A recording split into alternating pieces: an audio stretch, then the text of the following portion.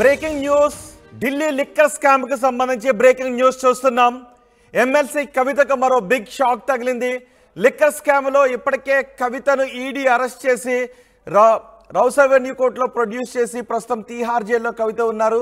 అయితే సిబిఐ కూడా ఇప్పుడు అరెస్ట్ చేసింది కవితను.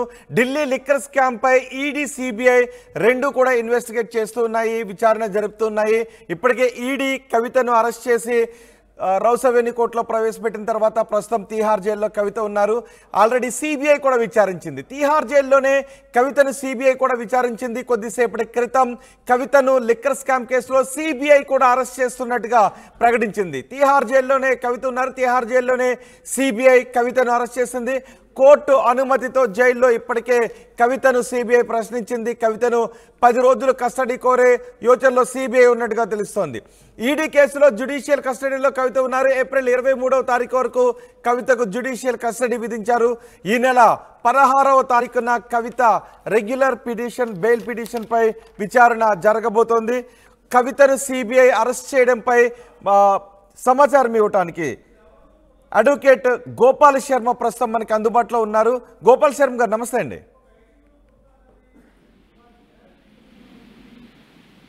ఢిల్లీ నుంచి మా ప్రతినిధి రామకృష్ణ కూడా మనకు అందుబాటులో ఉన్నారు. ఒకసారి రామకృష్ణతో మాట్లాడదాం. గోపాల్ శర్మ గారితో మాట్లాడే ముందు రామకృష్ణ, కవితను సిబిఐ అరెస్ట్ చేయడంపై మీ దగ్గర ఉన్న సమాచారం ఏంటి? అయితే ఈ లిక్కర్ స్కామ్ లో కవితను సిబిఐ అరెస్ట్ చేసింది. ఈ మేరకు సిబిఐ ఒక ప్రకటన విడుదల చేసింది. మరి కవితను అరెస్ట్ చేశామని చెప్పేసి చెప్తున్నారు. గత శనివారమే సిబిఐ తన కవితను విచారణ ప్రారంభించింది. కోర్టు అనుమతి తీసుకొని గత శనివారం, అంటే లాస్ట్ శనివారం, ఈ శనివారం అంతకు ముందు శనివారం కవితను విచారణ చేస్తారు. నిన్న రోజ్ రెవెన్యూ కోర్టుకి కవిత వచ్చిన సందర్భంగా కవిత చెప్పడం జరిగింది, సిబిఐ ఆల్రెడీ నన్ను ప్రశ్నించింది కోర్టులో, తీహార్ జైల్లో చాలా ప్రశ్నలు అడిగారు. మరి సిబిఐ ప్రశ్నించడాన్ని, సిబిఐ అంటే కోర్టులో తనకు మాట్లాడటానికి కోర్టు అనుమతి ఇవ్వలేదు. కోర్టు రామకృష్ణ, మీరు కొద్దిసేపు అందుబాటులోనే ఉండండి. మనకి న్యాయవాది గోపాల్ శర్మ గారు అందుబాటులో ఉన్నారు. ఒకసారి గోపాల్ శర్మ గారితో మాట్లాడదాం. గోపాల్ శర్మ గారు చెప్పండి. నమస్తే. గోపాల్ శర్మ గారు, ఇప్పటికే ఈడీ అరెస్ట్ చేసింది. ప్రస్తుతం జ్యుడిషియల్ రిమాండ్ లో కవిత ఉన్నారు. ఇప్పుడు సిబిఐ కూడా మొన్న విచారించి ఈ రోజు సిబిఐ కూడా అరెస్ట్ చేస్తున్నట్టుగా ప్రకటించారు. లిక్కర్ స్కామ్ కేసులో ఏం జరుగుతోంది అనిపిస్తోంది? ఇప్పుడు ఒరిజినల్ గానేమో సిబిఐ వాళ్ళు ఎఫ్ఐఆర్ చేశారు 2 years బ్యాక్. అది అందరికి తెలిసిన విషయం. ఎప్పుడైతే మనీ లాండరింగ్ విషయం వచ్చిందో ఈడీ వాళ్ళు ఎంటర్ అయ్యి ఈసీఐఆర్ ఒకటి ఇష్యూ చేసినారు.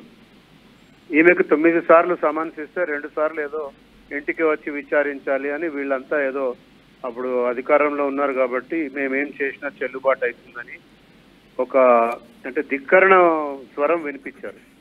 అట్లాంటివి జనరల్గా ఇష్టం ఉండదు సిబిఐకి కానీ ఈడీ వాళ్ళకి కానీ. వీళ్ళేంటంటే రాంగ్ అడ్వైజ్ ఇస్తున్నట్టు తీసుకుంటున్నట్టు అనిపిస్తుంది నాకు.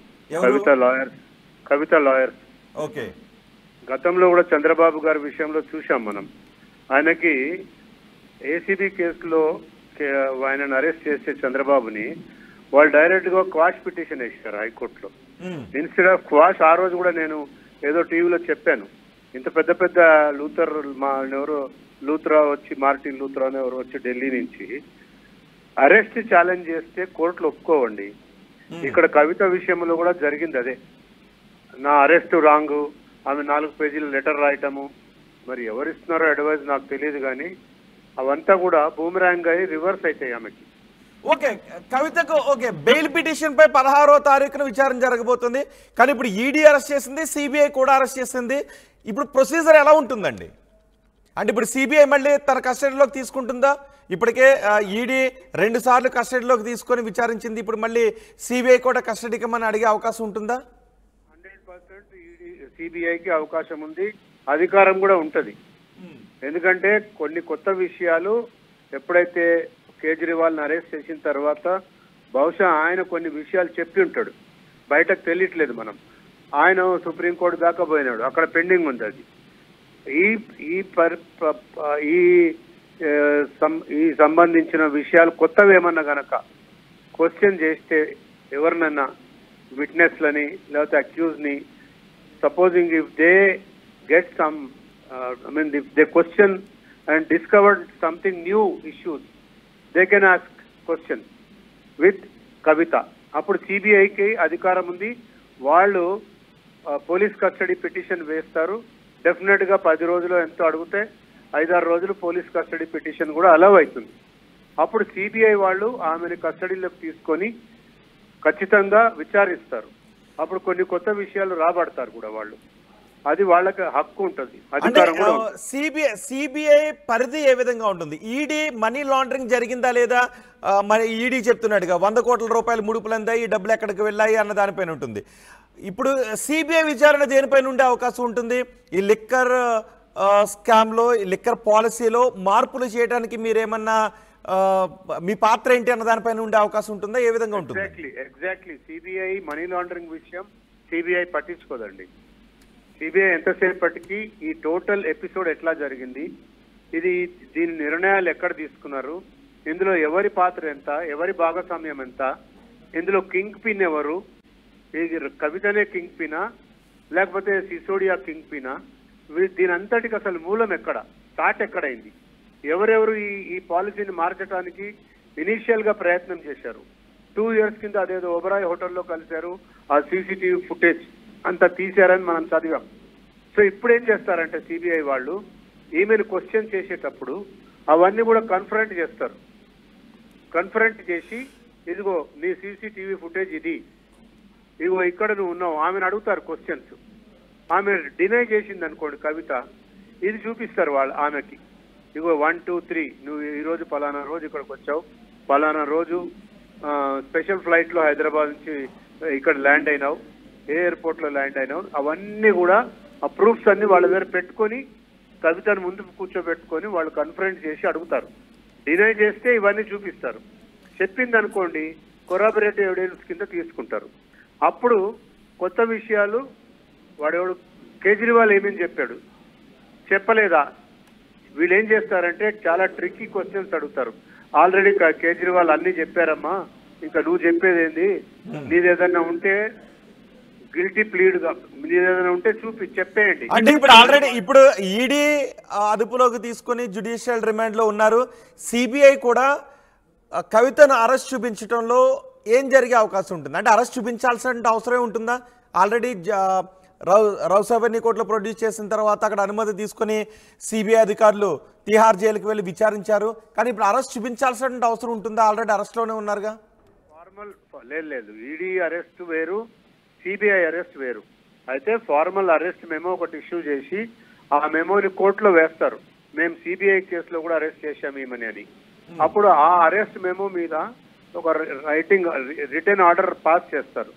Yes she is remanded to further 14 days judicial custody అని చెప్పి రాస్తారు. అందులో రిమాండెడ్ టు జ్యుడిషియల్ కస్టడీ అని రాస్తారు. సో ఇప్పుడు మళ్ళీ బెయిల్ పిటిషన్ మూవ్ చేయాలి అంటే కవిత సిబిఐ కేసు అరెస్ట్ లోను ఈడీ అరెస్ట్ లో కూడా 2 వేరు బెయిల్ పిటిషన్స్ మూవ్ చేసుకోవాలంటారా? ఎగ్జాక్ట్లీ ఈడీ కేసులో బెయిల్ వేసుకోవాలి, సిబిఐ కేసులో బెయిల్ వేసుకోవాలి ఆమె. ఓకే, మీకు ఏమనిపిస్తుంది ఈ కేసులో ఏం జరగబోతోంది అనిపిస్తుంది? ఏం లేదు, ఇంకొక 6 నెలల దాకా ఆమె బయటికి రాదు. మెయిన్ అదే ఉంటది అక్కడ వాళ్ళ లక్ష్యం. కింగ్ పిన్ ఈమె అని ప్రూవ్ చేయాలంటే ఇవన్నీ జరగాల. ఎందుకంటే పాలసీ మార్చటం ఏందండి, ఒక రాష్ట్ర ప్రభుత్వం పాలసీలో ఇక్కడి నుంచి సౌత్ గ్రూప్ వాళ్ళు వెళ్ళి అక్కడ ఇన్వాల్వ్ అయ్యి వాళ్ళ ప్రభుత్వంలో వాళ్ళని, ఇప్పుడు అందరు ఏమనుకుంటున్నారంటే కవితను ఏదో నేషనల్ లెవెల్లో లీడర్ చేద్దామని కేసీఆర్ కూతురుని ఎంటబెట్టుకొని ఢిల్లీ వెళ్ళాడు, అఖిలేష్ యాదవ్ని తర్వాత మనీష్ సిసోడియాని కేజ్రీవాల్ని కల్పించాడు, పొలిటికల్ అనుకున్నారు అక్కడ. అది కాదు అక్కడ జరిగింది. ఆమె తండ్రిది క్లౌట్ ఉపయోగించుకొని ఆమె ఈ లిక్కర్ పాలసీలో ఇన్వాల్వ్ అయింది. దట్ ఈస్ వెరీ క్లియర్, అది జరిగింది అక్కడ. సో ఇప్పుడు డెఫినెట్ గా ఆమె మరో పెద్ద ఉచ్చులో ఇరుక్కుంటది. సిబిఐ వాళ్ళు చాలా సీరియస్ గా ఉంటుంది వాళ్ళ ఇన్వెస్టిగేషన్. సో ఇప్పుడు ఏంటంటే ఆ అరెస్ట్ గిరెస్ట్ అన్ని చూపిస్తారు, ఆమెను ఇంకా ఫర్దర్ రిమాండ్ అడుగుతారు, పోలీస్ కస్టడీ అడుగుతారు, ఇవన్నీ మళ్ళీ రొటీన్ గా జరుగుతూనే ఉంటాయి, కొత్త విషయాలు బయట. ఓకే, కానీ ఇప్పటికే ఆప్కి సంబంధించిన ఒక ఎంపీకి సంజయ్ జైన్కి బెయిల్ వచ్చింది. ఎటువంటి ఆధారాలని ప్రొడ్యూస్ చేయలేకపోయారు, నాకు వ్యతిరేకంగా ఎటువంటి ఆధారాలు లేవు, ఒక పొలిటికల్ వెండేటా కేసు అని చెప్తూ ఉన్నారు. ఇప్పుడు సిబిఐ దగ్గర కూడా పక్క ఆధారాలు ఉంటేనే ఆల్రెడీ ఈడీ కేసులో అరెస్ట్ అయిన కవితను మళ్ళీ అరెస్ట్ చేసే అవకాశం ఉంటుందా? లేకపోతే ఎవరో చెప్పారు, ఇందులో అప్రూవర్గా మారిన వాళ్ళు చెప్పారు అనే ఆధారంగానే కవితను అరెస్ట్ చేసే అవకాశం ఉంటుందా? అప్రూవర్గా మారిన వాళ్ళ స్టేట్మెంట్ మీద ఒక 50% ఉంటుంది కేసు. మిగతాదంతా సిబిఐ వాళ్ళు వాళ్ళ సొంతంగా ఇన్వెస్టిగేషన్ చేసి కొరాబరేటివ్ ఎవిడెన్స్ అంతా కలెక్ట్ చేసి అప్పుడు కానీ అరెస్ట్ చేయరండి వీళ్ళు. సిబిఐ అనేది ఒక ప్రీమియం ఏజెన్సీ ఇండియాలో. అంత పెద్ద ఏజెన్సీ ఒక మాజీ ముఖ్యమంత్రి కూతుర్ని హాఫ్ హ్యాండెడ్గా అరెస్ట్ చెయ్యరు unless they have complete proof and evidence. లేకుండా చెయ్యరు అనేది జనరల్ ప్రిజంప్షన్.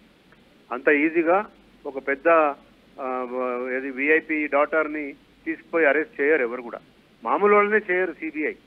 అట్లాంటిది ఇంత పెద్ద క్లౌట్ ఉన్న ఒక అమ్మాయిని అరెస్ట్ చేయడం అంటే అంత ఆషామాషి కాదు. డెఫినెట్ గా with all proofs and evidence వాళ్ళు అరెస్ట్ చేస్తారు, that is for sure. Okay right. ఒక్కసారి మా ప్రతినిధి రామకృష్ణ కూడా మనకు అందుబాటులో ఉన్నారు ఢిల్లీ నుంచి. రామకృష్ణతో కూడా మాట్లాడదాం. రామకృష్ణ, లిక్కర్ స్కామ్ కేసులో కవితను సిబిఐ కూడా అరెస్ట్ చేసింది. ఆల్రెడీ తిహార్ జైల్లో ఉన్నారు. జ్యుడిషియల్ రిమాండ్లో ఉన్న కవితను సిబిఐ కూడా అరెస్ట్ చేయడంతో ఈ కేసులో ఎటువంటి పరిణామాలు చోటు చేసుకోబోతున్నాయని తెలుస్తుంది?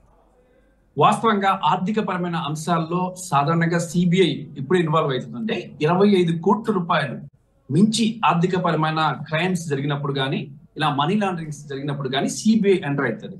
మరి కవిత విషయంలో చూసుకుంటే లిక్కర్ స్కామ్ 100 కోట్ల రూపాయల ముడుపులు ఆప్కి అందాయి.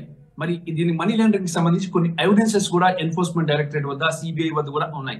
ఈ నేపథ్యంలోని సిబిఐ గతంలో అనేక సార్లు కవితకి నోటీసులు ఇచ్చినప్పటికీ కూడా ఆమె ఇంటికి కూడా వచ్చారు, నోటీసులు కూడా ఇచ్చారు. ఇచ్చినప్పుడు కూడా ఆమె కొంత ఖాతరు చేయకుండా కొంత నెగ్లిజెన్సీగా ఉండడం వల్ల సిబిఐ ఈ విషయంలో అవకాశం కోసం ఎదురు చూసింది. ఇటీవల ఎన్ఫోర్స్మెంట్ డైరెక్టరేట్ ఇంటికి వచ్చి అరెస్ట్ చేసి తీసుకువెళ్లిన తర్వాత ఎన్ఫోర్స్మెంట్ డైరెక్టరేట్ కస్టడీ తర్వాత సిబిఐ కూడా రంగంలోకి దిగింది. అంటే కవితకి బెయిల్ వచ్చే అవకాశం ఉంది అనుకున్న తరుణంలో సిబిఐ వెంటనే ఇన్వాల్వ్ అయ్యి మాకు కూడా ఆమెను విచారించేందుకు అవకాశం ఇవ్వండి, ఆమెను విచారించాలి, మా దగ్గర చాలా ఎవిడెన్సెస్ ఉన్నాయి అని చెప్పేసి కూడా సిబిఐ రోజ్ అవెన్యూ కోర్టుని ప్రత్యేకంగా కోరింది. దీంతో rose avenue court judge Kaveri Baweja అయితే మీరు ఆమెని విచారించండి, కాకపోతే ఇక ఒక 1 day బిఫోర్ టైంలో ఒక రోజు టైం చెప్పి జైలుకి వెళ్ళి విచారించండి అని చెప్పేశారు. అంటే కవిత తరపు న్యాయవాదులు ఏం చెప్తున్నారు? ఇప్పటికే సిబిఐ అరెస్ట్ చేసేటప్పుడు సిబిఐ కవితను విచారించడానికి కోర్టు నుంచి పర్మిషన్ తీసుకున్నప్పుడు మాకు ఎటువంటి నోటీసు ఇవ్వలేదు, సో సిబిఐ మమ్మల్ని విచారించకుండా ఆపండి అంటూ కవిత తరపు న్యాయవాదులు కోర్టును అడిగారు. కానీ న్యాయస్థానం అంగీకరించలేదు. సో ఇప్పుడు సిబిఐ అరెస్ట్ చేసింది. కవిత తరపు న్యాయవాదులు ఏం చెప్తున్నారు? ఇక్కడ సిబిఐ ఇంకో విషయం కూడా చెప్పింది, మీకు నోటీసులు ఏమి ఇవ్వాల్సిన అవసరం లేదు, ఆల్రెడీ ఇంతకు ముందే చాలా సార్లు ఇచ్చాము, ఇప్పుడు ప్రత్యేకంగా మీకు నోటీసులు ఇచ్చి చేయాల్సిన అవసరం లేదు, you are already in the judicial remand లో ఉన్నారు కాబట్టి మీకు నోటీసులు ఇవ్వము, కోర్టు పర్మిషన్ తీసుకుంటాము అని చెప్పి సిబిఐ నేరుగా కోర్టుకి వెళ్ళి కోర్టు పర్మిషన్ తీసుకుంది. కోర్టు పర్మిషన్ తీసుకొని కోర్టు నుంచి నేరుగా తీసుకొని అక్కడి నుంచి నేరుగా తిహార్ జైలుకి వెళ్ళారు. సిబిఐ టీం 8 మంది సభ్యుల సిబిఐ టీం తిహార్ జైలుకి వెళ్ళి కవితను విచారించడం జరిగింది. ఈ విషయాన్ని కూడా కవిత నిన్న కోర్టుకు వచ్చేటప్పుడు ఆమె చెప్పడం జరిగింది. ఆమె జ్యుడిషియల్ రిమాండ్ ముగుస్తుందనగా ఆమె వచ్చినప్పుడు సిబిఐ ఆల్రెడీ ఇన్వెస్టిగేషన్ ఏమైంది, ఏం అడిగారు మిమ్మల్ని ప్రశ్నలో సిబిఐ మీడియా ప్రశ్నించినప్పుడు ఆమె చెప్తుంది, సిబిఐ ఆల్రెడీ వచ్చారు, క్వశ్చనించారు, ఈడీ ఎన్ఫోర్స్మెంట్ డైరెక్టరేట్ ఏవైతే క్వశ్చన్లు అడిగిందో అదే క్వశ్చన్లు అడిగారు, మీరు లిక్కర్ స్కామ్ లో ఉన్నారు, ఎవరికి ఎంత డబ్బు ఇచ్చారు, వాళ్ళు మీకేమి ఇచ్చారు, ఈ డబ్బును ఎక్కడ ఇన్వెస్ట్ చేశారు, మీ కుటుంబ ఆస్తులు ఏంటి, అలాగే ఇవన్నీ కూడా అడిగారంట. అంటే సిబిఐ ఇక్కడ ప్రశ్నించింది అంతే, అరెస్ట్ చేయలేదు, కోర్టు పర్మిషన్ తీసుకుని ప్రశ్నించింది. సో ఈడీ వేరు సిబిఐ వేరు. ఈడీ ఏం చేసింది, ఈడీ వెళ్ళి అరెస్ట్ చేసింది, ఇంట్రాగేషన్ చేసింది, అలాగే సిబిఐ ఇంట్రాగేషన్ చేసి ఇప్పుడు అరెస్ట్ చూపించాలి కంపల్సరిగా. అంటే ఈమె నిందితురాలు కాబట్టి ఈమె సంబంధించిన ఎవిడెన్స్ మా దగ్గర ఉన్నాయి కాబట్టి ఏమైనా అరెస్ట్ చేస్తున్నామని ఈరోజు ప్రకటించింది. కంపల్సరిగా వాళ్ళ ఇంట్రాగేషన్ తర్వాత అవతల వాళ్ళ నిందితులు అన్నప్పుడు కంపల్సరిగా వీళ్ళు అరెస్ట్ చూపించాలి. ఇప్పుడు అరెస్ట్ చూపించారు కాబట్టి నెక్స్ట్ కోర్టుకి అందుబాటులోనే ఉన్నాడు. ఒకసారి గోపాల్ శర్మ గారితో మాట్లాడదాం. గోపాల్ శర్మ గారు ఫోన్ లైన్ కట్ అయింది. ఒకసారి గోపాల్ శర్మ గారితో తిరిగి మళ్ళీ మాట్లాడే ప్రయత్నం చేద్దాం. ఎస్ రామకృష్ణ, మీరు కొనసాగించండి. ఏమన్నారు కవిత తరపు న్యాయవాదులు ఇప్పుడు ఏం చేయబోతున్నారు? అయితే ఇప్పుడు కవిత తరపున న్యాయవాదులు మళ్ళీ కోర్టును ఆశ్రయించి, అంటే ఆల్రెడీ కోర్టుకు ఆశ్రయించారు, నిన్నే కోర్టులో పిటిషన్ వేశారు. నిన్న మధ్యాహ్నం 12 గంటలకు ఆల్రెడీ కోర్టులో దీనికి సంబంధించిన ఆర్గ్యుమెంట్స్ జరిగాయి. సిబిఐ వర్సెస్ కవిత కవిత ఆర్గ్యుమెంట్ జరిగినప్పుడు అసలు సిబిఐ విచారణకు సంబంధించి తమకి ఇన్ఫార్మ్ చేయాలి, ముందుగా తమ వాదన వినాలి. ముందుగా కవిత చెప్తుంది ఏంటంటే, నా వాదన వినకోకుండా సిబిఐ విచారిస్తుంది, ఈడీ విచారిస్తుంది, కోర్టు నా వాదన వినాలి. నేను ఎక్కడైనా కూడా నేను అక్రమాలకు పాల్పడినట్టు మీ దగ్గర ప్రూఫ్ ఎవిడెన్స్ ఏమైనా ఉందా చూపించండి. ఎవిడెన్స్ లేకుండా కేవలం ఒకరిద్దరు ఇచ్చిన వాంగ్మూలాన్ని బేస్ చేసుకొని నన్ను అరెస్ట్ చేశారు, జైలుకి పంపించారని చెప్పేసి కవిత చెప్పింది. అయితే ఈ వాదనలను వినిపించాలంటే కవితకి అవకాశం ఇవ్వలేదు రోజుమిని కోర్టు. దీంతో ఆమె 4 పేజీల లెటర్ కూడా రాశారు. లెటర్ రాసి మీడియాకు కూడా రిలీజ్ చేయడం జరిగింది. మరి ఈ నేపథ్యంలో కవితకి మాట్లాడటానికి అవకాశం ఇస్తాము. ఆ పిటిషన్ సంబంధించి ఏప్రిల్ 26కి ఈ పిటిషన్ ని మళ్ళీ వేయడం జరిగింది. 26న జరిగే విచారణలో కవిత వాదనలు వినేందుకు కోర్టు రెడీగా ఉంది. కాకపోతే ఏంటంటే ఇక్కడ మళ్ళీ 2 అంశాలు ఉన్నాయి. ఇక్కడ ఒకటి ఏంటంటే 16వ తేదీన మధ్యంతర బెయిల్, అలాగే 20వ తారీఖున రెగ్యులర్ బెయిల్, 2 బెయిల్ కూడా ఇక్కడ రోజమిని కోర్టులో ఉన్నాయి. ఇక్కడ కవిత పరిస్థితి ఎలా ఉందంటే, ఒకవైపు సిబిఐ, ఇంకోవైపు ఈడీ, మరోవైపు 2 బెయిల్స్ పెండింగ్ ఉన్నాయి. మరి తనకి మాట్లాడడానికి అవకాశం ఇవ్వట్లేదు కవితకి. మరి ఈ నేపథ్యంలో లాయర్లు చాలా ప్రయత్నం చేస్తున్నారు. యాక్చువల్ గా విక్రమ్ చౌదరి మొన్నటిదాకా వచ్చారు, విక్రమ్ చౌదరి వాదించి వెళ్ళారు, వాదనలు వినిపించారు. తర్వాత సీనియర్ కౌన్సిల్ అభిషేక్ మను సింఘ్వి వచ్చి తన వాదనలు గట్టిగా వినిపించారు ఇదే రోజు కోర్టులో. ఆ తర్వాత మళ్ళీ నితీష్ రాణా, మోహిత్ రావు ఇద్దరు కూడా వచ్చి వాదనలు వినిపించారు. అయితే ఇక్కడ ఈడీ ఎన్ఫోర్స్మెంట్ డైరెక్టరేట్ కూడా గట్టిగా వాదించింది. నిన్న సిబిఐ కూడా అదే రకంగా వాదించింది. కవిత లిక్కర్ స్కామ్ లో ఉన్నారు, కింగ్ పిన్, అటు అరవింద్ కేజ్రీవాల్, కవిత మెయిన్ గా ఉన్నారు, వీళ్ళ పాత్ర ఉంది. దాదాపుగా 100 కోట్లకు పైగానే ముడుపులు అటు ఇటు మళ్ళీ దాదాపుగా కవిత 300 కోట్ల ప్రయోజనం పొందారు.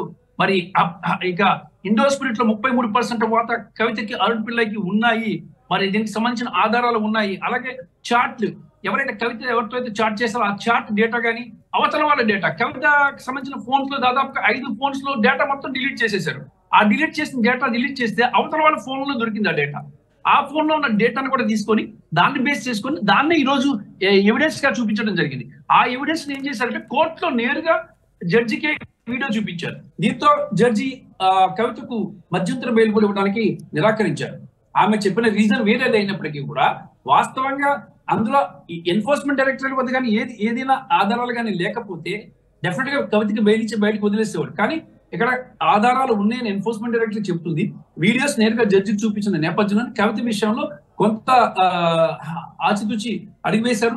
లాయర్లు ఎంత వాదించినప్పటికీ కూడా జడ్జి మాట వినలేదు. అసలు ఈమె వాదనలు అంటే వీళ్ళకి పాజిటివ్ గా రాలేదు. ఎందుకంటే ఎన్ఫోర్స్మెంట్ డైరెక్టరేట్ క్లియర్ గా చెప్తుంది, కవిత కానీ బెయిల్ ఇచ్చి వదిలితే ఆమె కేసును ప్రభావితం చేస్తారు, ఆమె వల్ల ఆమె సాక్షులను కూడా గతంలో కూడా సాక్షులను వాళ్ళ వాంగ్మూలాన్ని వెనక్కి తీసుకునే విధంగా చేశారు అని చెప్పేసి నేరుగా అడ్వకేట్ అంటే సిబిఐ తరఫున న్యాయవాదులు నిన్న కోర్టులో వాదించడం జరిగింది.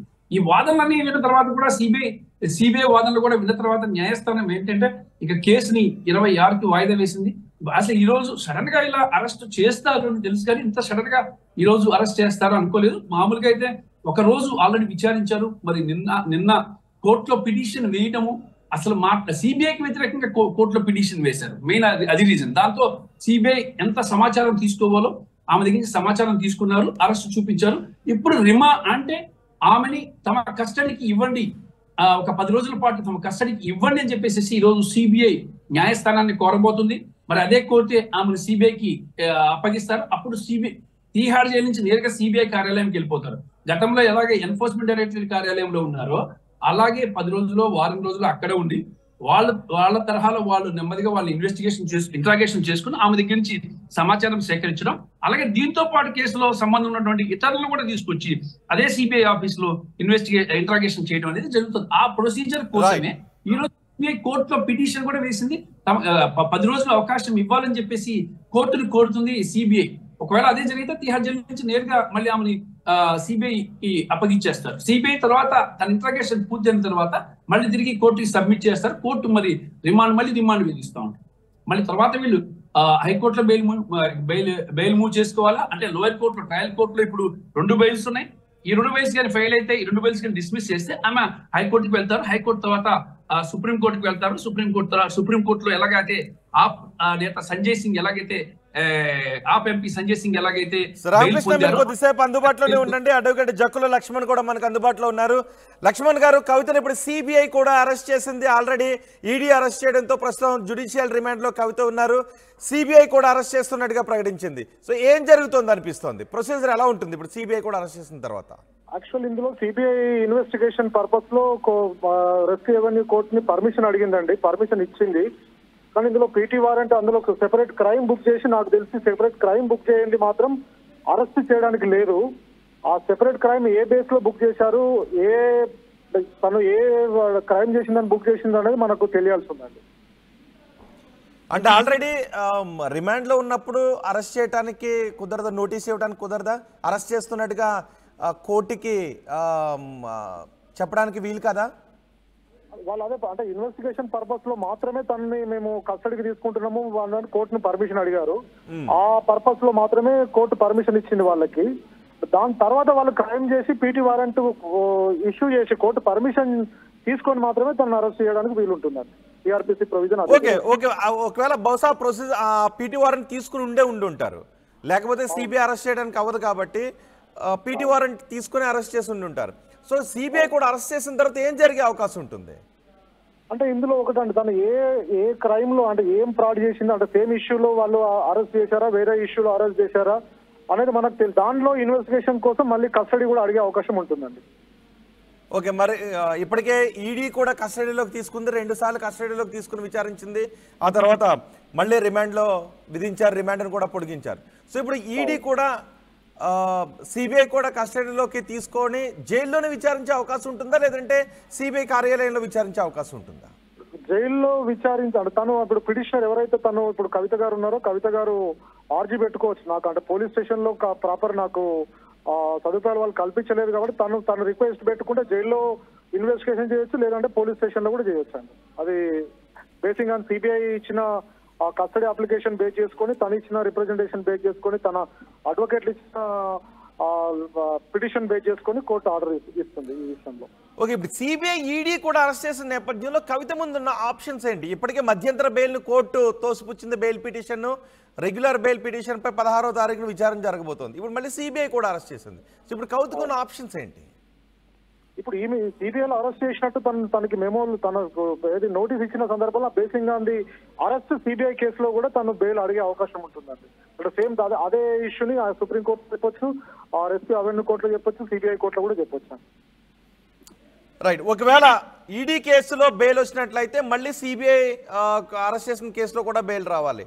అలా వస్తేనే కవిత బెయిల్ పై బయటకు వచ్చే అవకాశం ఉంటుంది. రైట్? అవునండి, exactly. Thank you very much Jakku Laxman గారు. ఎమ్మెల్సీ కవితకు మరో బిగ్ షాక్ తగిలింది. లిక్కర్ స్కామ్ కేసులో కవితను సిబిఐ అరెస్ట్ చేసింది. తిహార్ జైల్లో ఉన్న కవితను సిబిఐ అరెస్ట్ చేస్తున్నట్టుగా ప్రకటించింది. కోర్టు అనుమతితో జైల్లో ఇప్పటికే కవితను సిబిఐ ప్రశ్నించింది. ఇప్పుడు అరెస్ట్ చేసిన తర్వాత కవితను 10 రోజుల కస్టడీ కోరే యోచనలో సిబిఐ ఉంది. రేపు కవితను రౌస్ అవెన్యూ కోర్టులో హాజరుపరచబోతోంది సిబిఐ. ఈడీ కేసులో జ్యుడిషియల్ కస్టడీలో కవిత ఉన్నారు. ఏప్రిల్ 23 వరకు జ్యుడిషియల్ కస్టడీ ఉంది. ఈ నెల 16న కవిత రెగ్యులర్ బెయిల్ పిటిషన్ పై విచారణ జరగబోతుంది. ఇప్పటికే కవిత మధ్యంతర బెయిల్ పిటిషన్ వేశారు. తన కుమారుడికి పరీక్షలు ఉన్నాయి కాబట్టి మానవతా దృక్పథంతో ఏప్రిల్ 16వ తారీఖు వరకు మధ్యంతర బెయిల్ను మంజూరు చేయమని అడిగారు. కానీ ఆ పిటిషన్ను కోర్టు తోసిపుచ్చింది. అదే సమయంలో రెగ్యులర్ బెయిల్ పిటిషన్ కూడా మూవ్ చేస్తారు. ఆ బెయిల్ పిటిషన్ పై 16వ తారీఖున కోర్టులో విచారణ జరగబోతోంది. ఈలోపు సిబిఐ కోర్టు అనుమతితో కవితను జైల్లోనే విచారించి ఈరోజు కవితను అరెస్ట్ చేస్తున్నట్టుగా ప్రకటించింది. ఇప్పుడు కవిత సిబిఐ అరెస్ట్లో కూడా బెయిల్ పిటిషన్ మూవ్ చేసుకోవాల్సి ఉంటుంది. సిబిఐ కోర్టులో కూడా సిబిఐ అరెస్ట్ని ఛాలెంజ్ చేస్తూ క్వాష్ కానీ లేదంటే ఆ కేసులో బెయిల్ని మంజూరు చేయమని కానీ కోర్టును అడగాల్సినటువంటి అవసరం ఉంటుంది. 2 కేసులు సిబిఐ ఈడీ 2 కేసుల్లోనూ బెయిల్ వస్తే మాత్రమే కవిత బెయిల్పై బయటకు వచ్చేటటువంటి అవకాశం ఉంటుంది. లేదంటే కవిత బయటకు రావటం కొంత ఆలస్యమయ్యే అవకాశం ఉంటుంది అని న్యాయవాదులు చెప్తూ ఉన్నారు. చూద్దాం ఏం జరుగుతుందో.